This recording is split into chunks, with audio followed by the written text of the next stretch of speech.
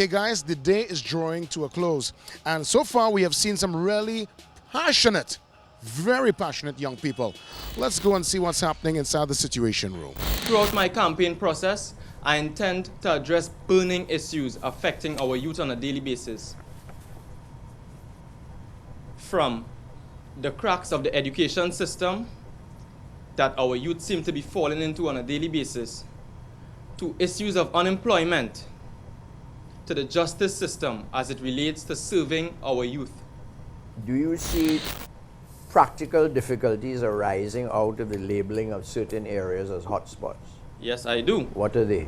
Because I believe in not being prejudiced, judging an area by a term, for example, this hotspot.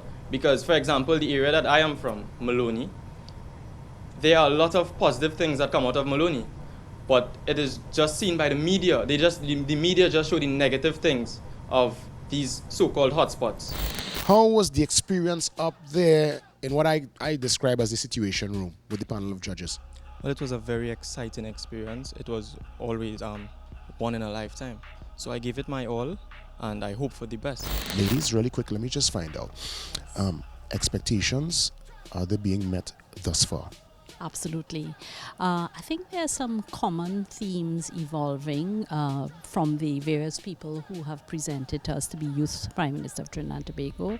And those are, I think, disillusionment, lack of opportunity for youth, and lack of really policy and institutional frameworks to deal with their issues. As it relates to personality, style, anything unique? Anybody stand out? Very, very, very impressed by the quality of the candidates. They're doing well. We had a little bit of nervousness, and I think it must be tremendously intimidated to come and sit before people and sort of express your views. But unique. We had a young lady who came in singing, really, really good. I am very, very impressed by the quality of candidates.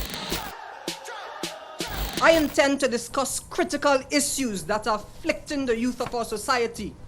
These include unemployment, exploitation in employment, crime and violence in the community, political and social issues, youth health, technology and its impact on youth, the moral and spiritual crisis and its effects on youth, and many other crucial issues. Yeah. Could you tell me, as the next Youth Prime Minister, perhaps some of the plans that you may have, or how do you think the problems, some of them which you've listed, can be addressed by a Youth Prime Minister? Oh, thank you very much for that question, Ms. Michaela. Certainly, issues that youth are facing, I am very pained by the neglect youth are faced with in our society, definitely. I think a lot of the initiatives that are in place are not practical. They are not youth relevant. They are created by persons who are not youth. So I think there lies a major issue in policies that are existing.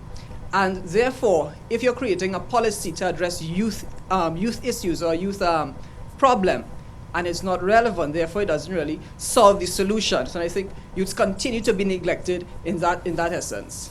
Lack of involvement. Definitely. So use good.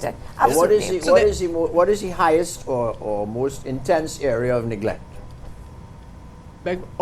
Intense area of neglect. What is the worst area in which they are neglected? Surprisingly, I would say the current situation of our curriculum system. My girl, Sarala, will be taking you to meet our nominees at day number 2 of auditions. This is JW saying, let your voice be heard.